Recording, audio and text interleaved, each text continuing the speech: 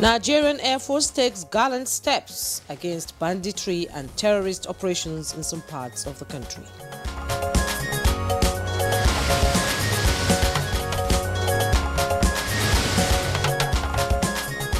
And good morning, Nigeria. Today we shall examine Nigeria's action plan at the 30th session of the United Nations Climate Change Conference.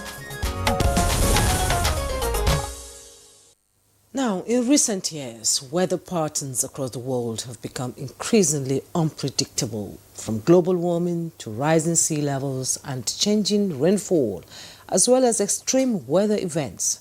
The planet is getting hotter and less stable. True. No thanks to human activity, climate change is now our everyday reality. For governments, institutions and experts, the time to move from talk to action is now. Of course, to walk the talk, and so thousands of diplomats and policymakers are already in Belém, Brazil, for the 30th session of the United Nations Climate Change Conference, COP30. The mission is to turn promises into action and make tougher plans to get greenhouse gas emissions. Indeed, I like that line, turning promises into action. Exactly. I mean, a lot of talk in all the past COPs. This is COP30. For years, the subject of climate change has reoccurred. Pledges are made, pressures are mounted, yet little has changed.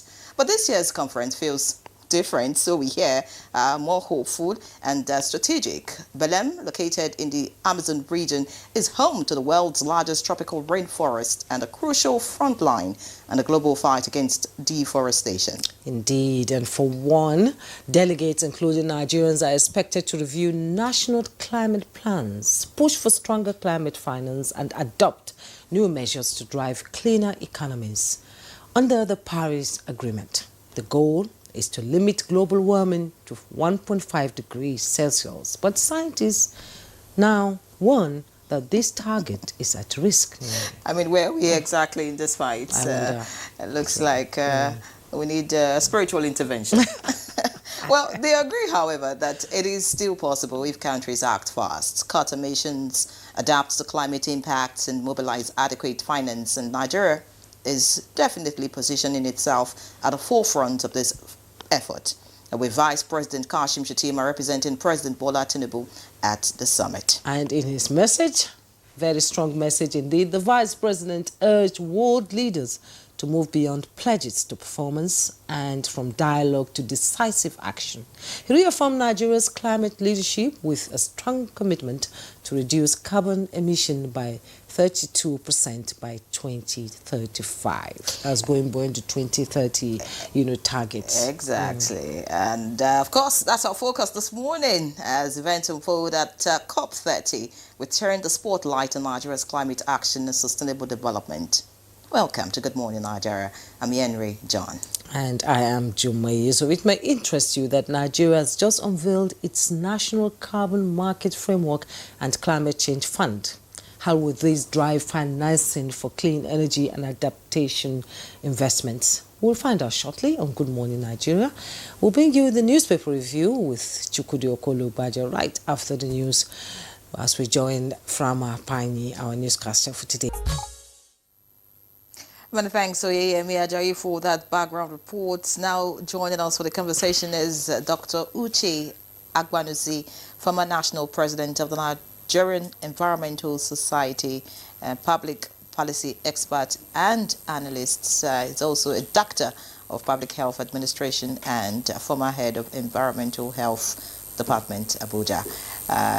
It's a long list, Environmental Protection Board. I mean, I can just go on and on. Everything about environment, he's the man to call. Many thanks for joining us. Thank you very much. All right. Also joining us for the conversation, via Zoom, is Dr. Muhammad Lawal Abubakar. He is a he's a part of a climate research group in Kaduna State University.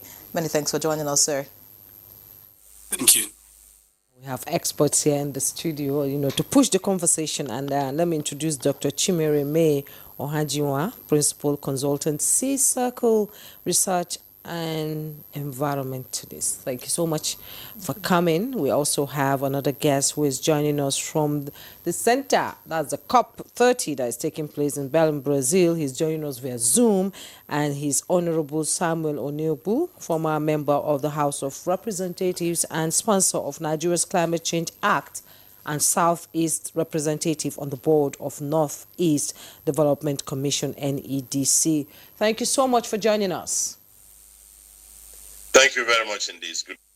Yeah, it's a pleasure to have you. So we'll begin with you in Belém because you are right at the center of what is happening right now. And I would like you to walk us through, an overview of where we are in Nigeria when it comes to environmental issues and action plan that we are trying to implement, because we listened to the Vice President's address at the COP30. It was quite strong and saying that Nigeria needs to sit up, when it comes to issues of climate change. So let's have an overview of what's happening there right now.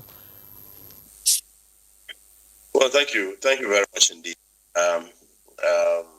Yesterday was the opening ceremony for the delegates, not the summit level or the one that the Vice President attended at the level of, heads of government. And the strong speeches were made, and the President of Brazil was very strict on his speech. The same thing with the former President of COP29, Mokhtar Babayev, who talked about restoring trust and making people know that we need to work as a multilateral group, and why the move from Baku to Belém is extremely important, because it's a decade now since we adopted the climate change, that's the Paris Agreement on Climate Change in Paris at COP21.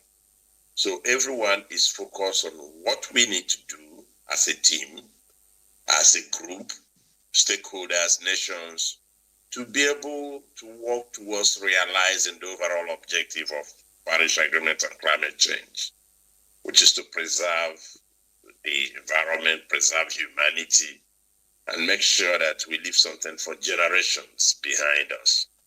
So in all, I think everyone is focused, and despite the fact that maybe some countries choose not to attend, the enthusiasm is high, and all the plans set out by different nations, they'll try to bring them into play, and then a lot of negotiations will take place as usual to agree on some things.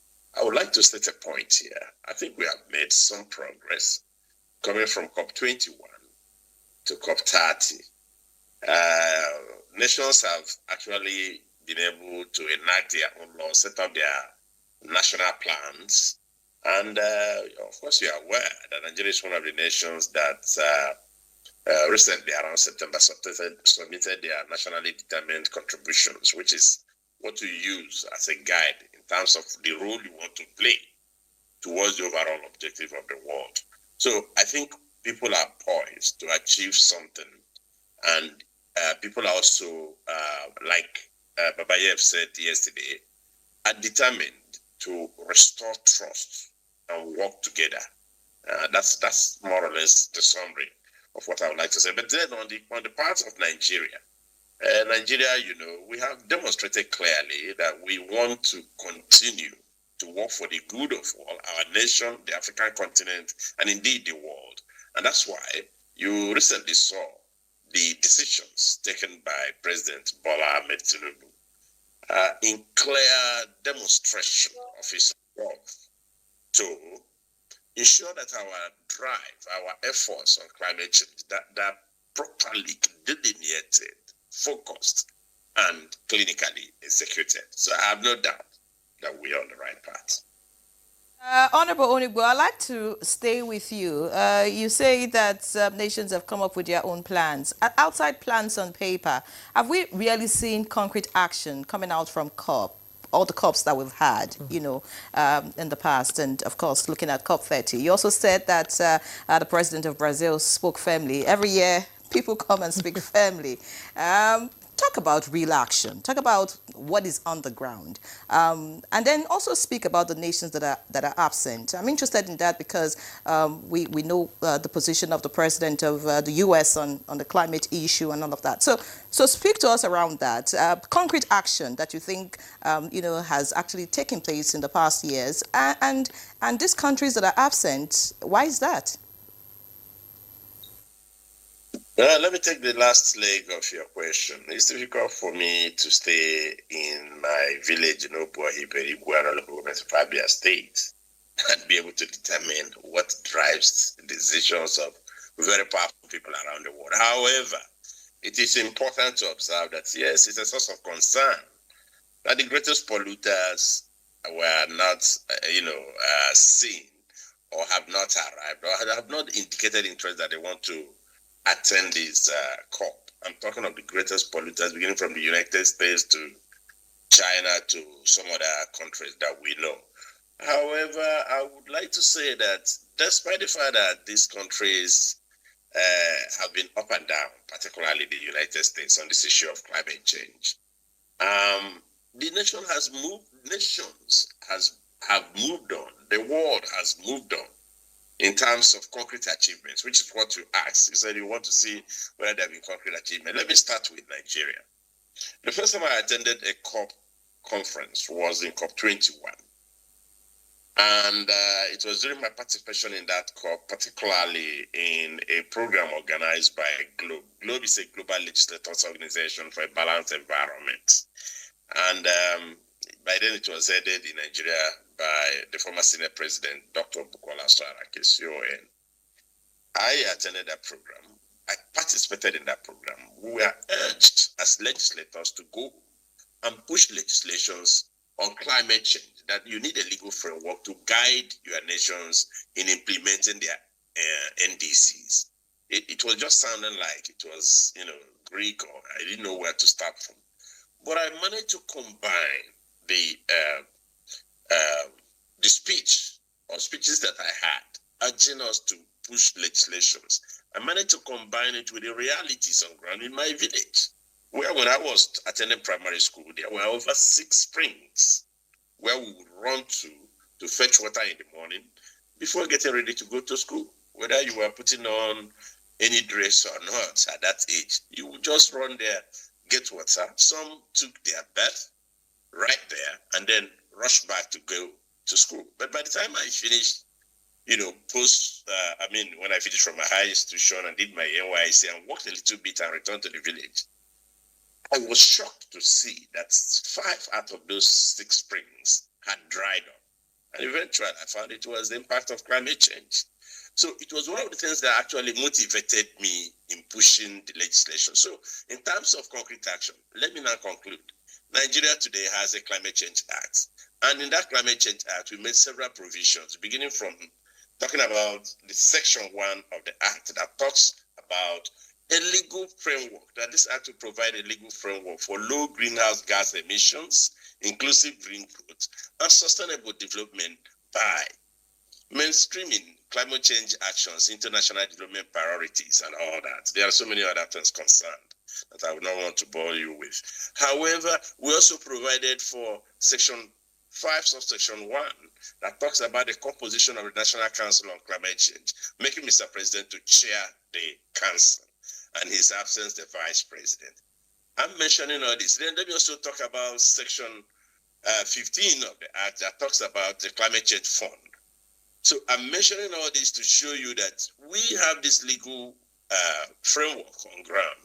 And that's why it is easy now for the government of the Federal Republic of Nigeria to take some of the actions, particularly the actions that Mr. President took on the 31st of October. 1, we now have a Nigerian carbon market framework that is based on Section 4, subsection subsection I, and subsection J of the Act. You have operationalization of the Climate Change Fund. It is based on Section 15 of the Act.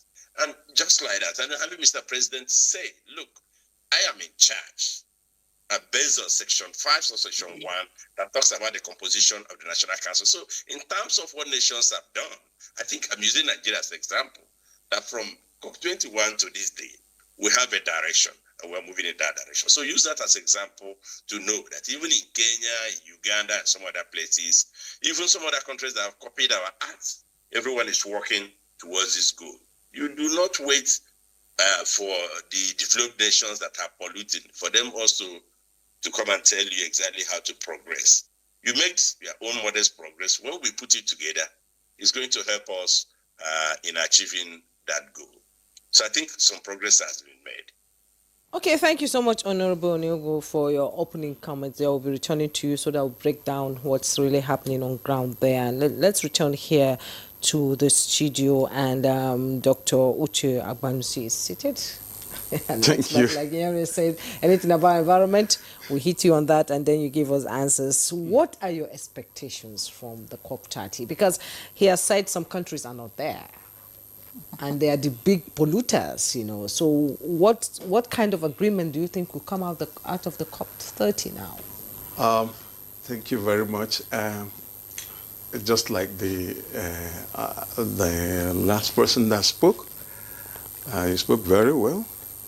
And but personally, I don't believe in rhetorics. Okay. I want real action on the ground. And that is the problem we have in this nation.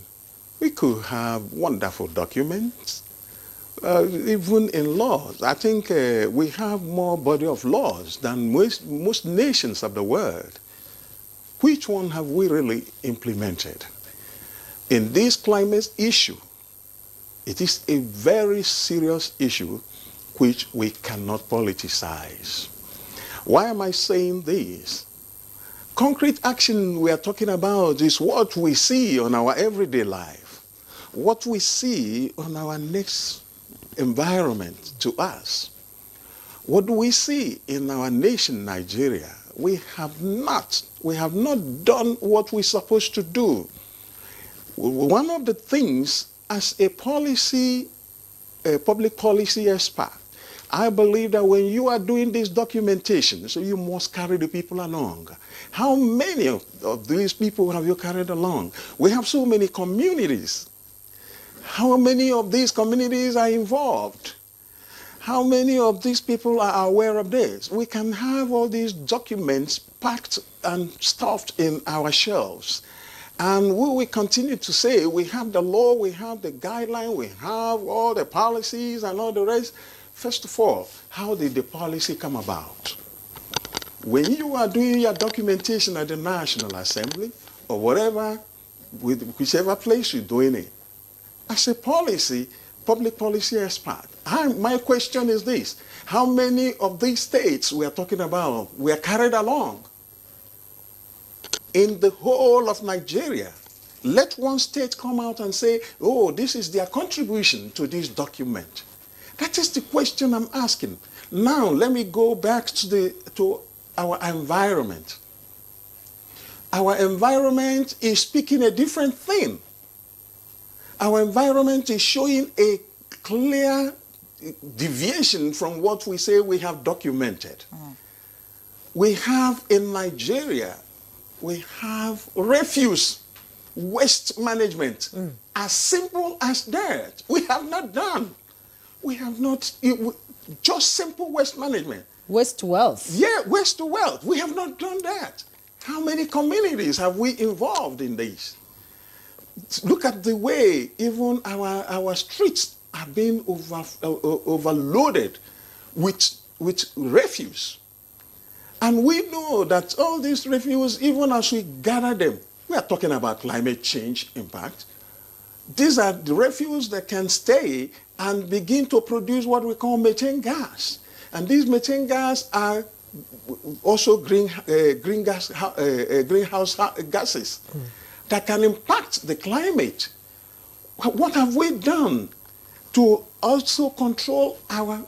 I'm just going to the simplest aspect of it. He actually mentioned that the streams were drying up. Yes, because we have flooding. We have all these debris. being carried from the higher slope to the lower slope, and our streams are being covered with sand, siltation. What have we done to solve that simple question? We are talking about carbon credit and all the rest. How many of them? How many people? Even our elites, how many of them know what we call carbon credit? Just the question. So we need a lot of education, a lot of carrying along. You don't just say, oh, we have documented this, we have done that, we have done this.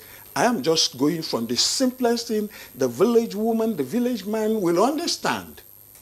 When the man is being suffocated by refuse, that they are not removing the refuse from their environment. What are you talking about carbon credit? How? What is that to him? He wants this refuse moved. Let me ask a very simple question. Where in our whole nation, Nigeria, we say, oh, we've been doing things. Where in our whole nation, Nigeria, do we have engineered landfill site? No place. Engineered landfill site. All we operate in our areas are what we call dump sites. On the road? On the roads. I'm coming there. Roads are just, I mentioned somewhere, if you want to know that you are entering a new local government, you will just see what we call linear dumping to show you that you are now approaching a new local government. No, not a new, even in the FCT. Even within the FCT, no, when you are going from one district to another, you will see it. In FCT, it's terrible. And all these things are, some of these things, because methane gas sometimes when they open to air, they are ignited. And we are burning all these plastics, and we are burning all these cellophanes and all the rest, producing dangerous gases like furan. Many thanks. And we're still using plastics instead of paper like that. I'm telling you, and these are some of the things we have not even checked. The simplest thing we are to do, we have not done. And we are all going COP1, COP2, 20 days, COP30. 30, and all the rest. Now we're at COP30. Many thanks. So what is our contribution from our local people to the COP? Many thanks, Dr. Agbanusi, for your, raising your concerns. Just to let our viewers know that they can take part in this conversation by sending in their comments or messages. The number is on the screen. You have raised some comments about what we're doing in-house. I think funding is an issue. A lot of people would raise that is the funds to do all of this and all of that. That's the issue, and that brings me to my next question. And I'd like to get to Dr. Lawal now. Talking about all of this, climate financing has been a big issue at all the COPs. Of course, from Baku to Belém, if you look at the roadmap, it actually set out to mobilize $1.3 trillion by 2035 for climate action in developing countries. Now, is this realistic? At the moment, those who should contribute to this are not present at COP30. I mean, are we really moving forward, or this is just a talk shop? Well, when we talk about climate financing, actually, there are things that we have to first consider. Just like the previous speakers mentioned, talking is one thing, but action is entirely a different thing. In this case, basically, the big polluters, of course, these are the people that actually have been historically benefiting, from these extractive industries. But they are not actually making any serious commitments to make these funds available. For example, now the countries in the global south will always hear all these figures. We have allocated this, or we have this certain funds available. However, accessing it becomes a problem. And I think that is one of the reasons why today in the COP there's this talk for just transition work program. So you need to actually consider the plight of all these developing countries, because like in our case in Nigeria, you see Africa, in Nigeria particularly, you see we contribute less than 1% to this global warming.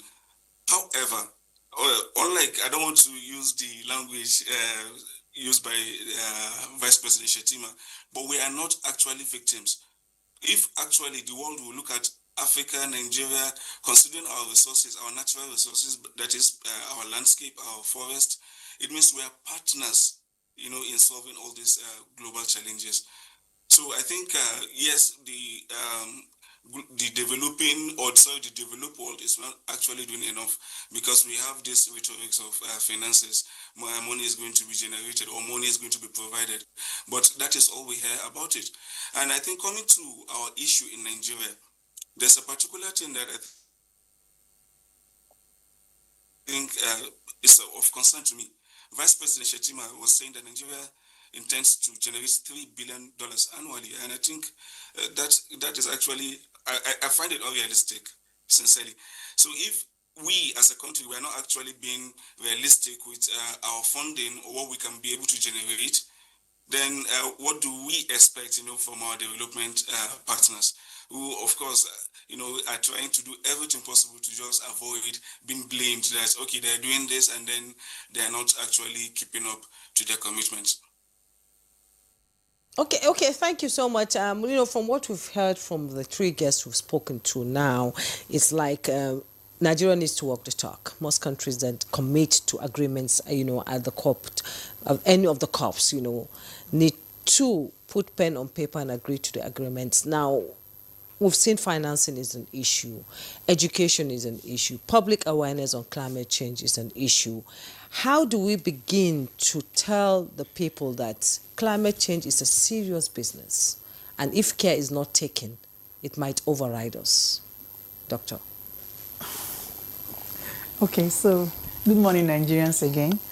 Of course, climate change is a serious issue, but I also understand what Doctor said about we even doing our basic expectations, like simple waste management, Yeah, but that doesn't take away the fact that this is here.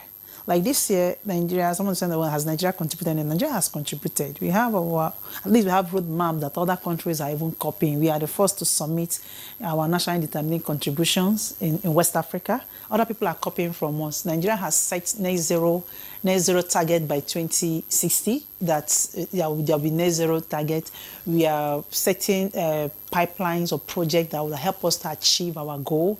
They are not talking about adaptation finance for the people, but how do we get these things moving it from, writing now to making it work. So during the last NDC meeting, I was there when Nigeria was setting up and saying, this is what we're going to be talking about in COP30. These are our goals. Renewable energy, this is what we want to achieve. For agriculture, the emissions from agriculture, this is what we want to reduce it to. From waste management, this is what we want to reduce it to. From transportation, this is what we want to. So already Nigeria has plans and pipelines on what we should be doing and projects we should be tapping into. That's one of the reasons why they are pushing for climate finance. And so Nigeria being the biggest in West Africa, and even our population is big enough, helps even other African countries and West African countries to stand behind to say, yes, Nigeria is pushing for the finance we are talking about. So if you're pushing for finance on how we are just contributing maybe less than 1% of the emissions. So we need to come together as an African country to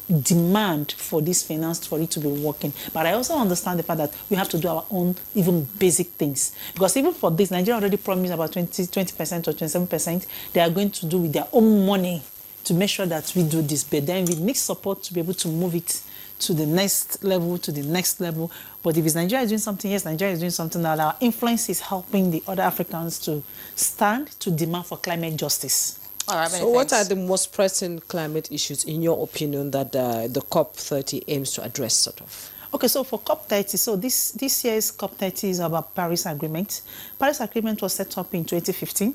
So this year is going to make it 10 years. So one of the things they're going to be pushing is how far has countries gone in achieving their nationally determined contributions, that's the NDCs. Like I mentioned, there are areas that Nigeria is focusing on: transportation, renewable energy, agriculture, waste management, water. I think one other thing that Nigeria is focusing on. So how far have you gone? So countries are going to be reviewing their achievements towards the Paris Agreement this year.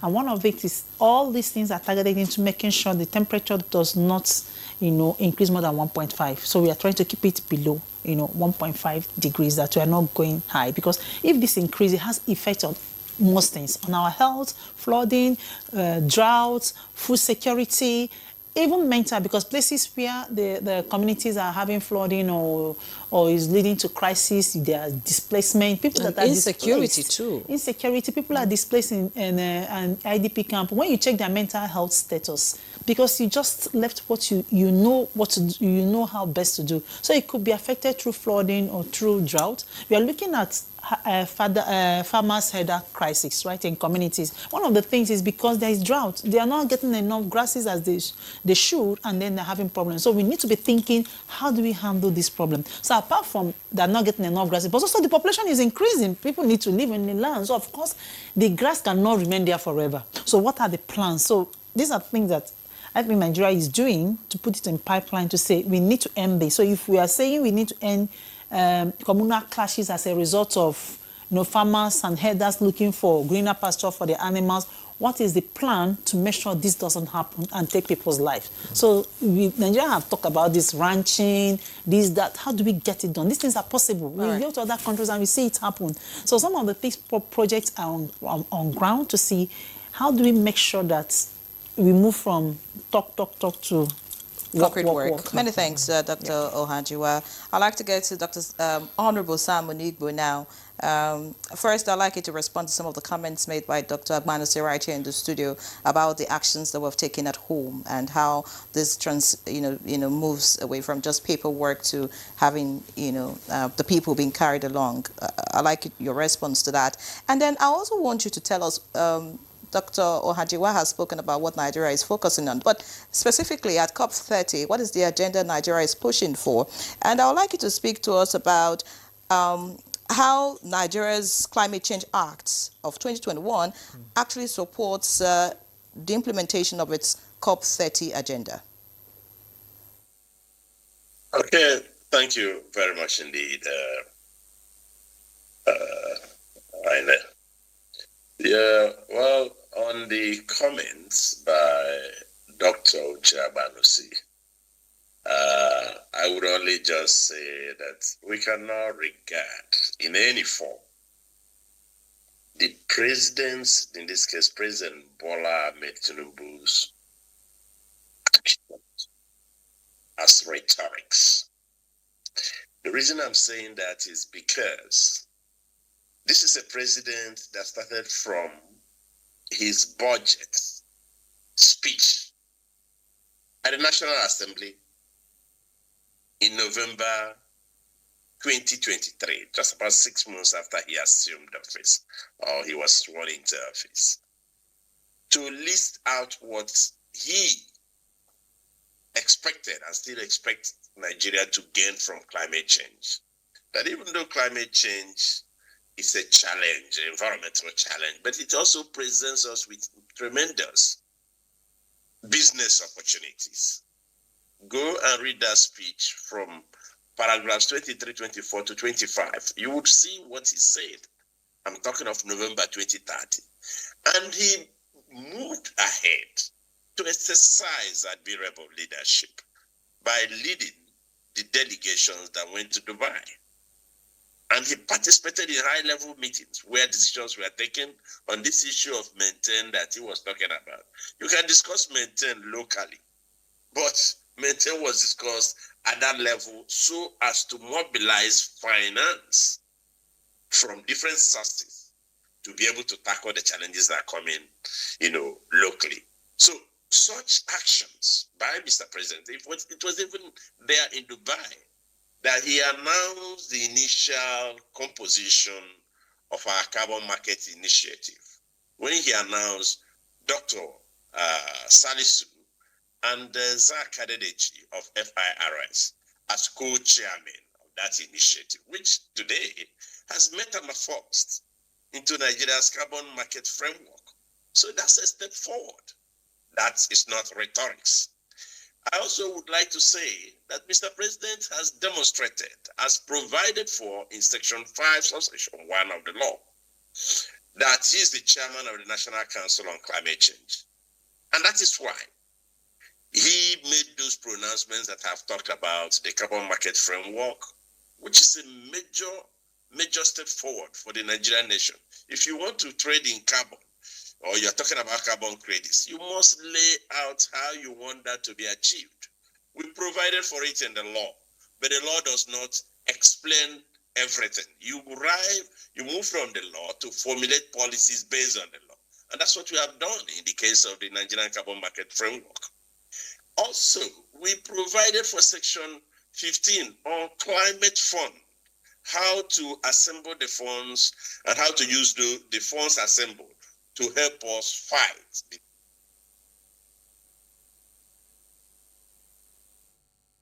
His network there, but I believe he'll be coming back to finish the discussion. Now, Doctor, he has said that he does. I like the fact that we have varying opinions on this conversation today, but we cannot rule out the fact that implementation is always a problem in this country. There are so many white papers out there that have not been implemented, and from Dubai to Paris to Belém now and to Baku last year, a lot of agreements were signed, but we have not seen it on ground. So what are the key challenges that we have in implementing agreements made, at such summits? Well, I will still stand by what I said.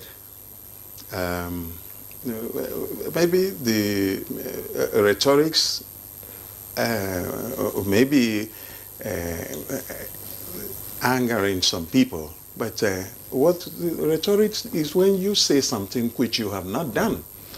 And when you know that this thing is not being done, and we will continue to repeat it. And when you are seeing a different thing altogether. So I don't think there is any division between me and the legislator in what he said. My question is this. Have we seen these things interpreted on the ground? We want to see it done. Forming committees and what have you. Where have you implemented all these? That's my question.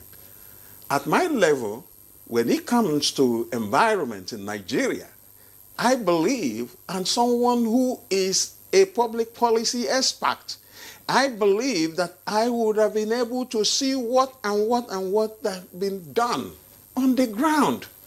I'm not talking about having them documented and stashed away somewhere, or forming committees and people. This junketing from one COP to another will not give us any help. It will not help us. The question I am asking even up till now is, where have we seen these things implemented? In all the states of Nigeria. I want to see any state that will come out and say, oh, this is what we have done to reduce the carbon footprint. Or we have gotten this carbon credit. We want to see how many of them. All these things, if it has happened, we want to see it publicized. We want to see it. Let people come out and say, oh, we have achieved this, we have done this, we have done that, we have done. I'm not saying that nothing is being done, but have we documented the things we have done? So how can we present it to the outer world when we have not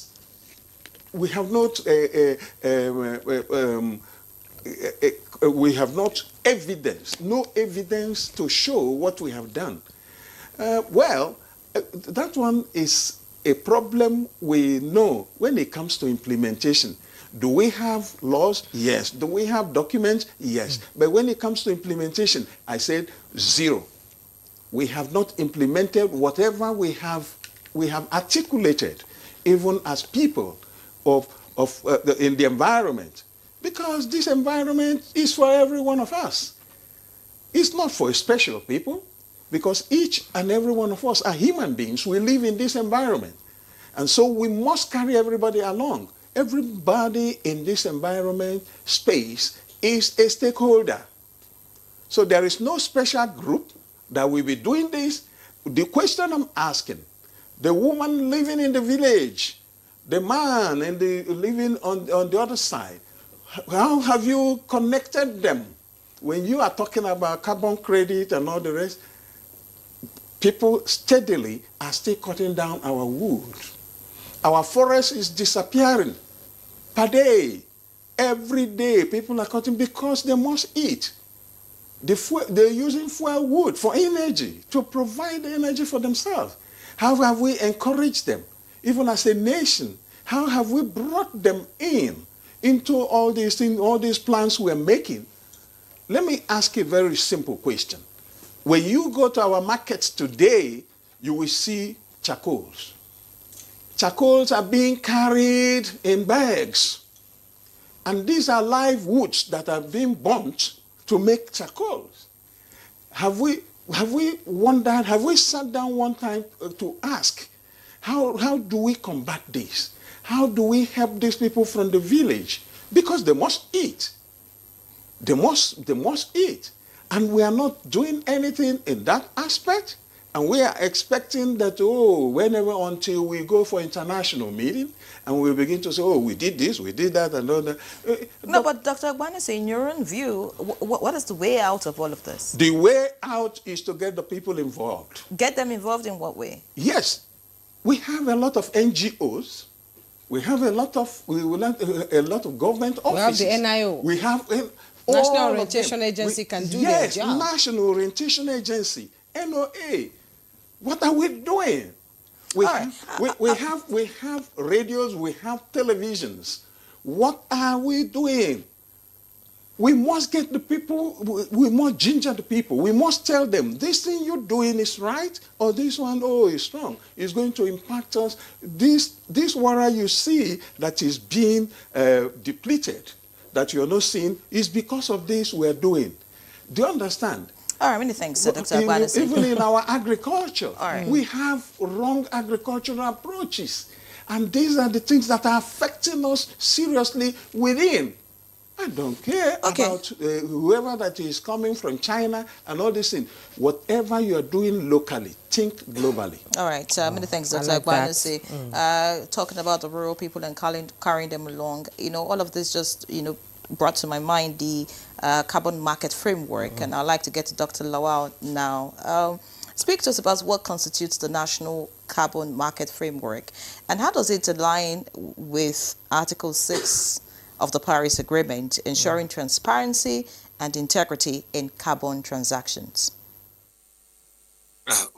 For carbon market framework, actually, they are both, how do I put it? It's a double-edged sword, actually, because one, it actually, if you look at it from the negative side, it restricts what countries can do. And then from the positive side, it means it will help in adaptation, and then it will also help you in, getting, what I say, documenting your MRV, your monitoring, report, and verification. So if you don't have, all these records to know this is what you are doing and how to actually report, because for you to access, for example, this climate change financing, you need to have proper records to say, okay, at this stage, this is what we're doing in emission reduction.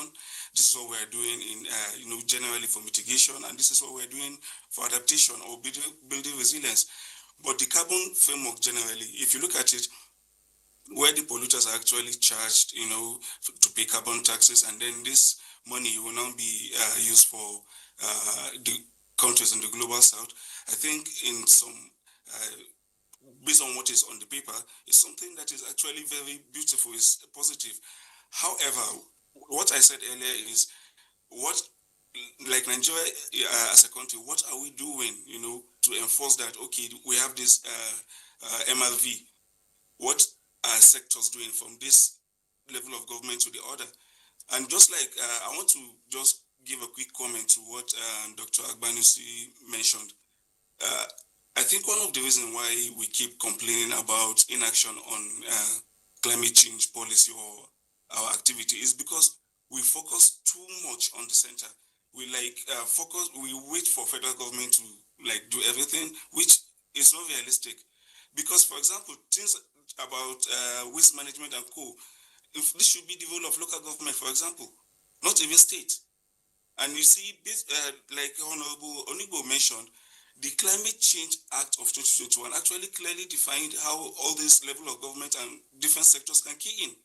So you cannot expect, for example, what is happening locally in a state, and it's the federal government that is supposed to come and enforce certain things. No, the state should key in. The Nigerian Governors Forum actually came up and said that, okay, based on what the National Council on climate change is doing, they want to key in and become partners. However, in this case now, I want to say most of the state governors that actually took part in that only made the announcement and not really doing anything. Also, there are some states that have actually made some significant progress. For example, I can mention Lagos. We had a meeting where I was just telling people from my state that, okay, look at what Lagos is doing concerning climate change. The government actually invested in renewable energy that they want to generate 8 megawatts, which I think 1,000 or 10,000 homes that they want to power from that. So states are actually doing anything if they want to do something. And then for the monitoring, for the cost of this implementation that we keep talking about, I mentioned earlier that we just have to be realistic. Let's see what can we do at our own level. Because if, for example, you tell your development partners, I'm going to do so and so, it means the development partner will need you to present proof that, okay, this is what I've done. In this case now, it's the rhetoric will not work, because telling them I will do something doesn't really make any sense. But I have done, and this is evidence that I have done something, it means people will take you serious and then can now take you on board. And whatever finances that you want to actually, what you want to access, will be there for you.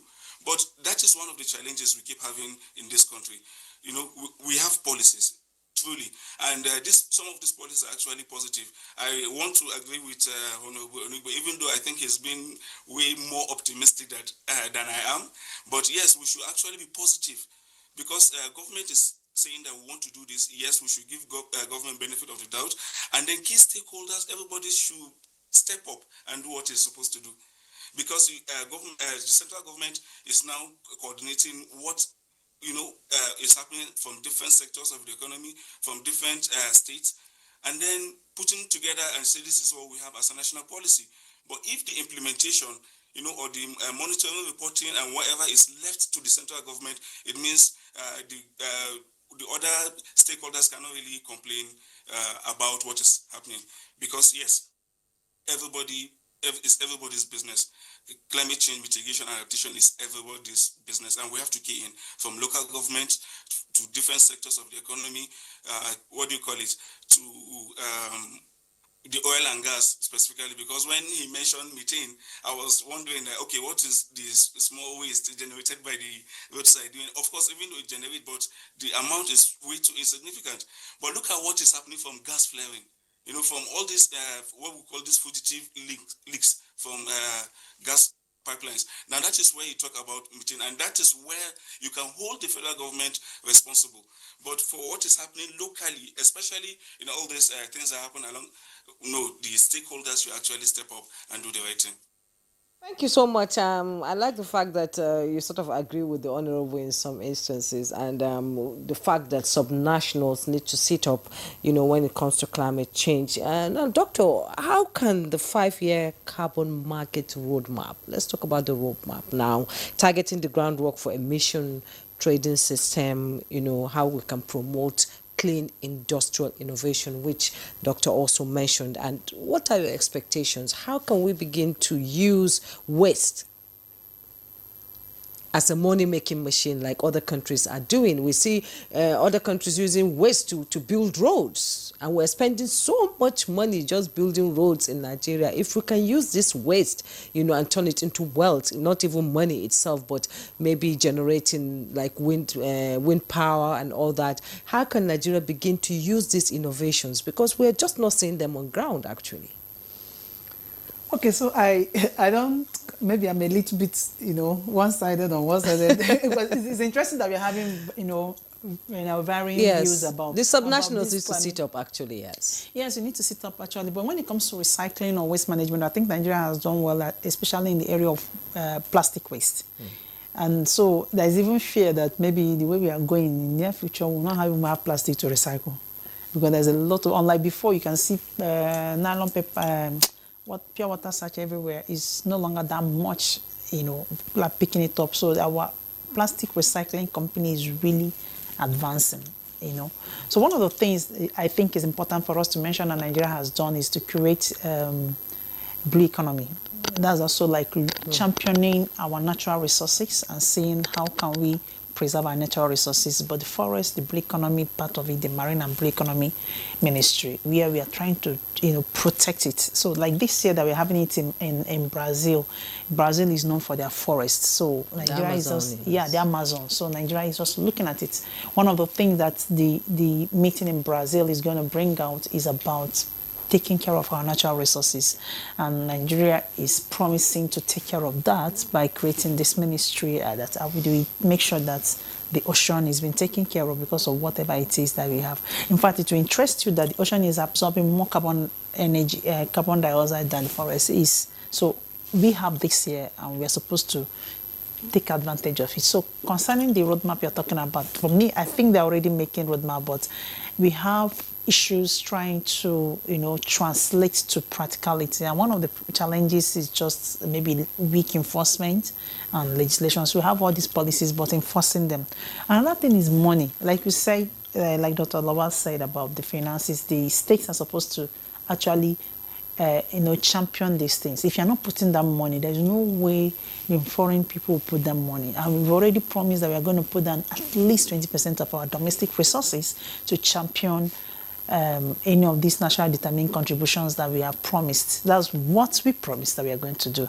So if you are promising that, how much of this 20% have been put in these different areas to make sure that we achieve this? So the in as much as we are going to COP to demand more finance from the developed countries to the developing countries, how much of our own have we put on the table? How much of our own have we done? Okay. Like he also said that it doesn't matter how much we present ourselves as victims. It might be better for us to turn it around and, work for it. Okay.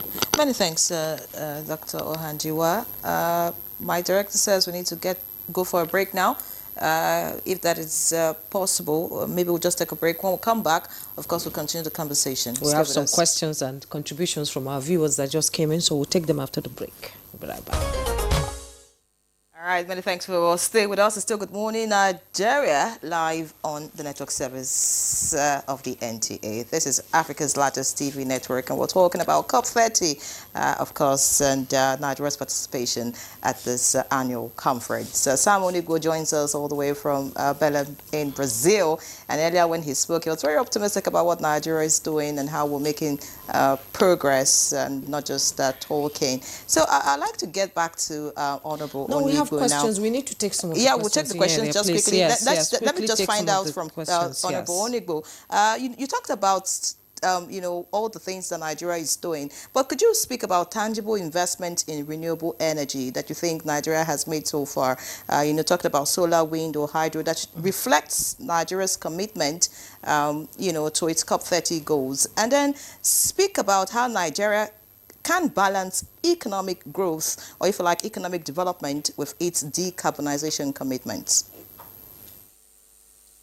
Okay, thank you very much indeed. And please permit me to provide some information that perhaps some of us who are contributing today, because I know that hundreds of thousands of Nigerians are listening to us. So it's important to put certain things in proper perspective.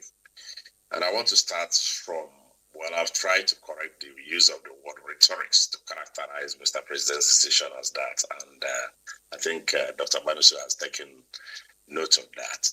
But more importantly, I would like to advise him to take out time to read what is going on in the country, because the law itself makes provision for the participation of the Governors Forum, their chairman, and also the participation of the President of Association of Local Governments, and then the private sector, and women in their rights, and youths.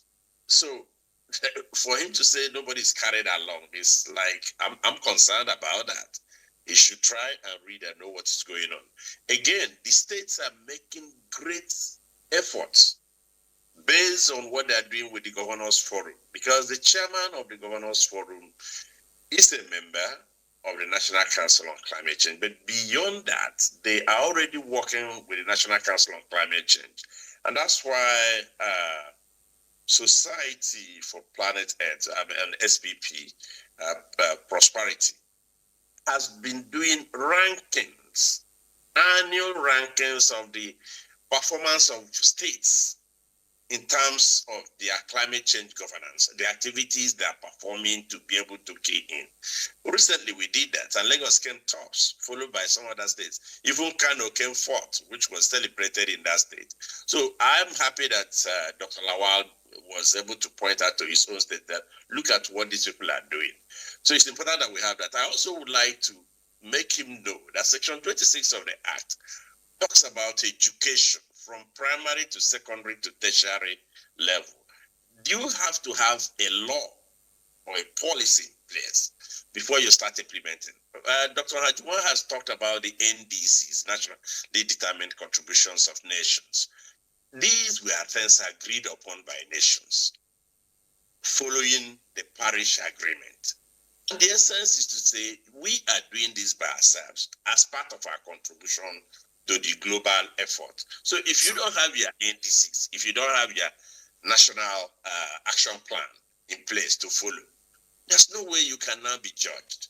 And now on the issue of carbon market, we provided for that in the law, but now we have a framework that has been approved by Mr. President. We also have the climate change fund, which I've discussed before. But let me make a point, a very important point, which is why I have decided to take away rhetorics. Now, Mr. President has again ensured that National Council on Climate Change has a clear budget line in the budget.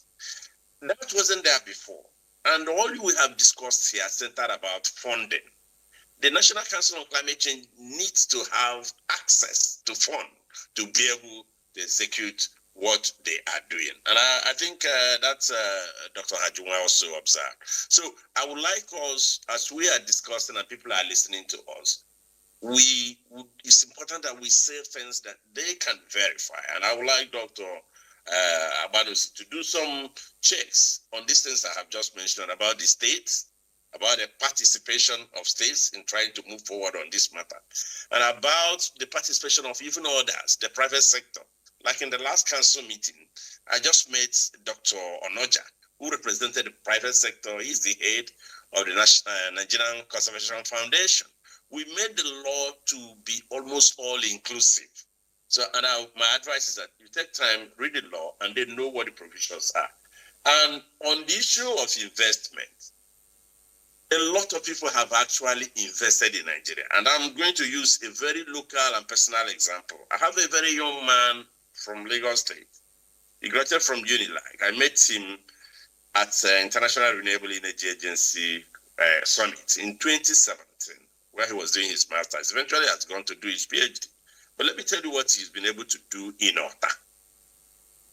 He was able to help a friend of his who is producing these plastic tents to provide renewable energy for him to run his factory so as not to be disturbed by NEPA this, NEPA that. Do you know that the success that the gentleman has recorded, the man is not even thinking about producing plastic, plates and plastic bottles again, because he has now started transferring the energy, excess energy, to neighbors who are also factory owners, and he makes more money from that. That is to give you a local example. Now, the other thing I want to say today, somebody was talking about my optimism. I want to talk about the fact that Nigeria, with a population of nearly 250 million people, most of this number that we just mentioned are very young people who are very well educated, between 18 to 35 to 40. And that constitutes about 60-something or 70, very close to 70% of the entire population. We are the investors' heaven. Check what happened when we moved from, landline to mobile telecommunications, it seemed impossible. But the law was put in place and investors came. And today, it is no longer the story that it was in 2000 when it seemed like it was not going to happen. So on the issue of renewable energy, the nation is investing. A lot of people are coming in across the board. And if we are trying to create a green zone in the country, like what we are trying to do in Nasarawa, where we have the lithium battery and all the rest of them. So investors are coming. What is important is for us to be able to set plans, laws, policies in place in such a way that they are implementable. And that way, you will see people who look forward to these 250 million people and want to partner with them. So let's be optimistic and let's work that we're moving forward.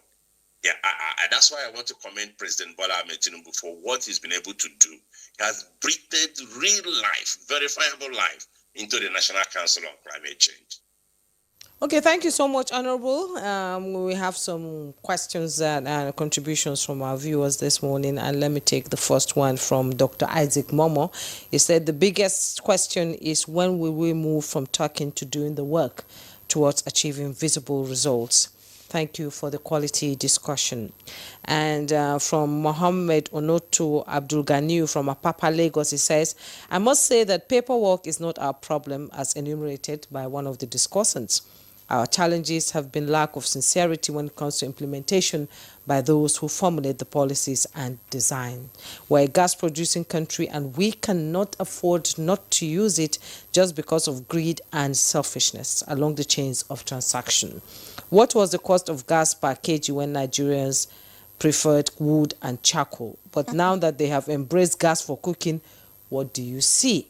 The government should be firm on their policies and make things work for the common man.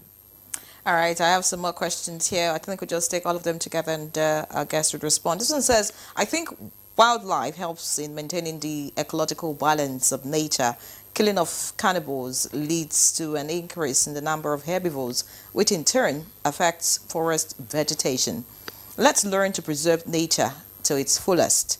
Do have a very good morning and God bless Nigeria. That's from Nandom Wiyep from Jos, happens to be a regular contributor. Thank you so much for that message. Another one says, I tend to disagree with the submission of Dr. Agbanusi on Good Morning Nigeria, that Nigeria is not visibly doing anything to affect its nationally determined contribution. Nigeria has actually started implementing the adaptation and mitigation strategies to climate change. I'm aware of the sensitization programs of the NCCC, where many stakeholders are carried along. I attended most of their programs from livestock sector.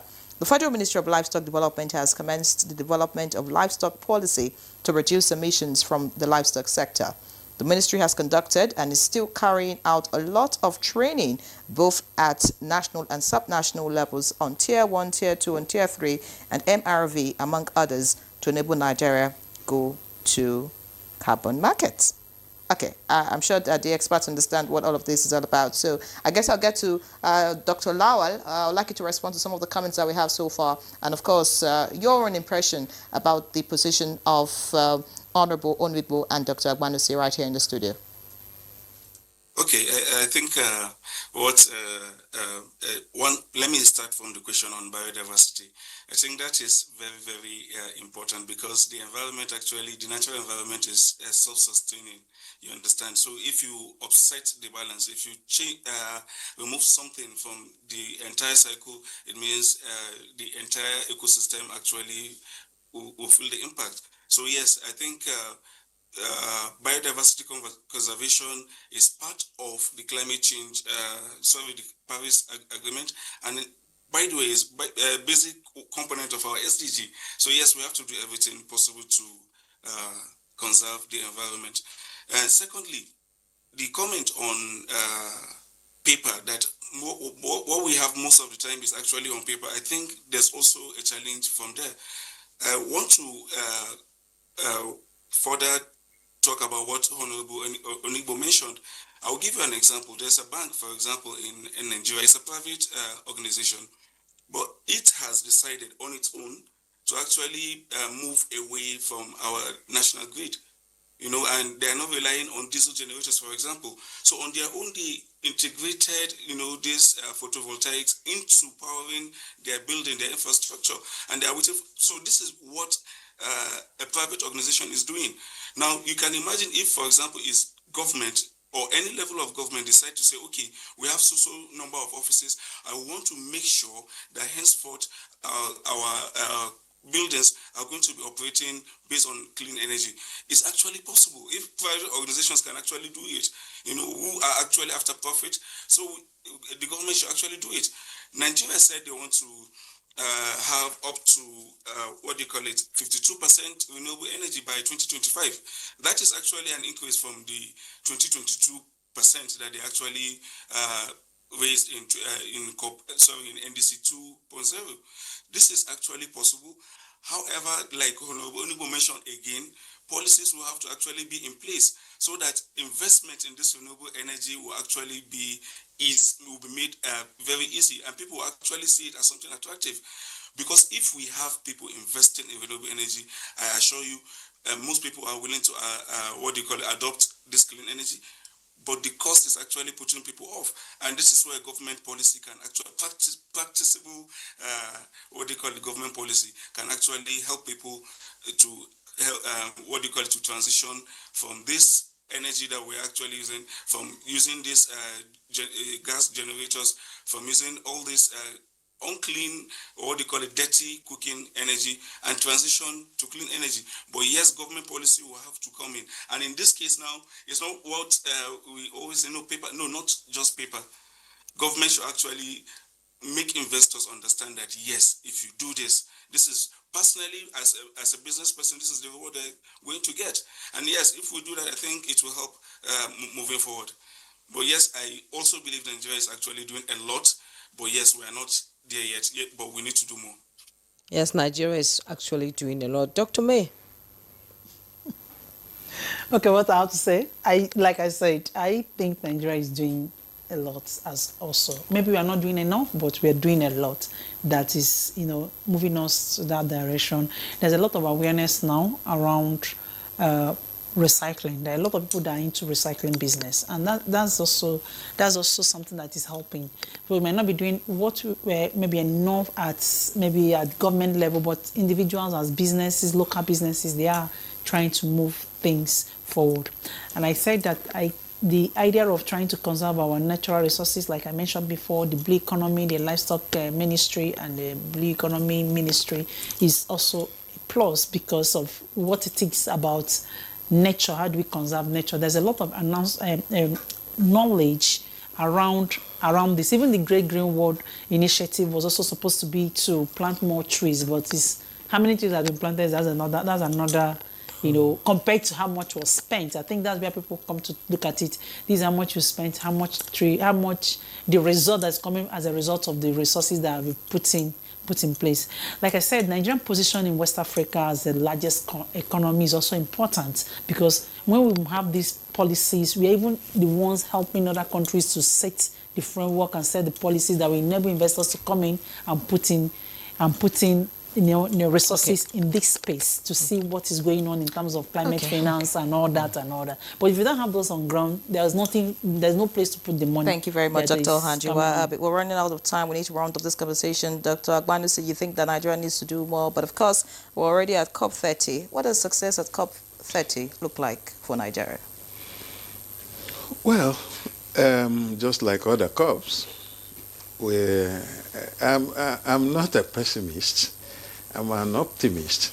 I believe that when we judge all like this, those that are supposed to act will begin to act properly. And I just want to tell you that I'm hopeful that this COP will also open our eyes the more for us to go into real implementation. Because if we don't implement whatever we are doing, whatever we are saying, it's not going to help us or help anybody, and it's not going to help the nation. And it is not going to project us as serious people. But if we check our population and the things we have in this nation as our resources, I'm still going back to waste, Please, let's turn our waste to wealth.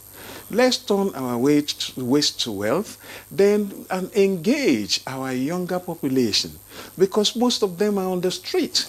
Most of them are not doing anything. All right. But what would you be what would you be telling our delegates at COP30 at the moment? What should they be asking for on the table? Yes. There's money for more finance. That's okay.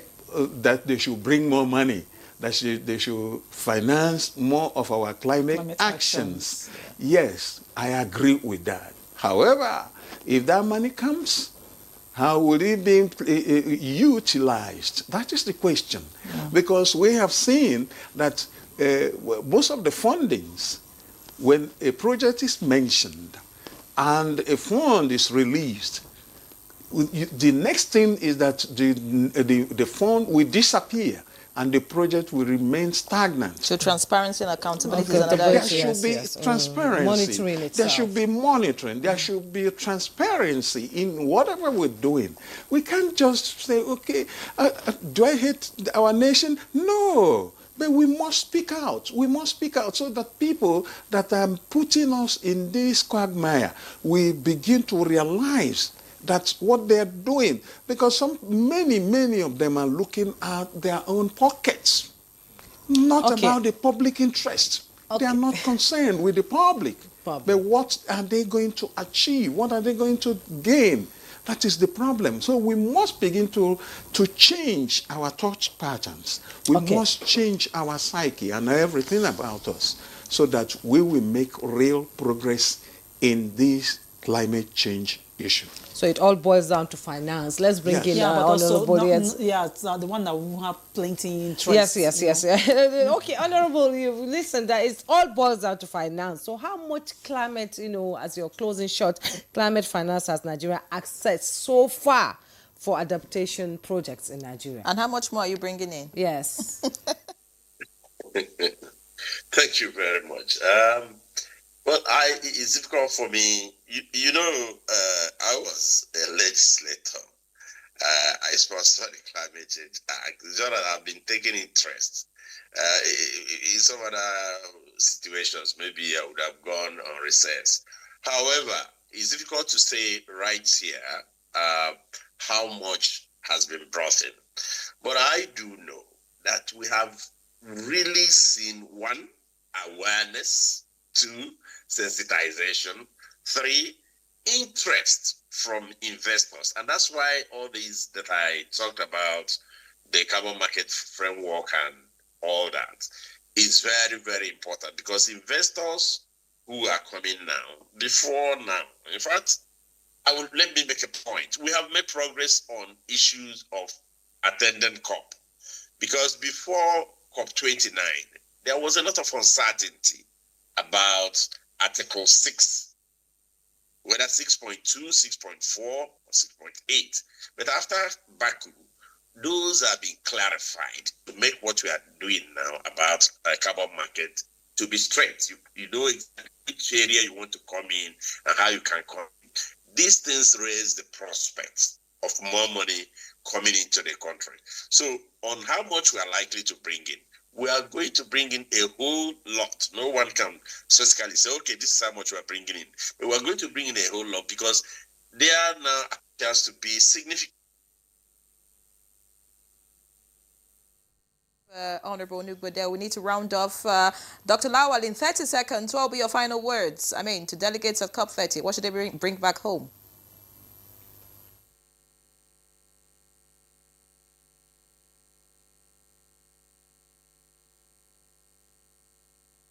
Is impossible. We thank all our guests for joining us for this conversation this morning. Dr. Uche Agbanusi, former national president of the Nigerian Environmental Society, public policy expert and analyst, and Doctor of Public Health Administration and former head of Environmental Health Department, Abuja Environmental Protection Board. It was a pleasure to have you. Thank you so much for sharing your thoughts with us. And of course, we look forward to having you some other time. Dr. Mohammed Lawal Abubakar, Climate Research Group, Kaduna State University. Thank you so much for joining us and for sharing your thoughts with us also. We also appreciate Dr. Chimere May Ohajinwa, Principal Consultant, C-Circle Research and an environmentalist. It was indeed a pleasure to have you again. Thank you for all you do. And of course, Honorable Samuel Onwigbo, former member of the House of Representatives and sponsor of Nigeria's Climate Change Act and Southeast representative on the board of the Northeast Development Commission. Thank you for joining us all the way from Belém, Brazil. We look forward to seeing you when you return,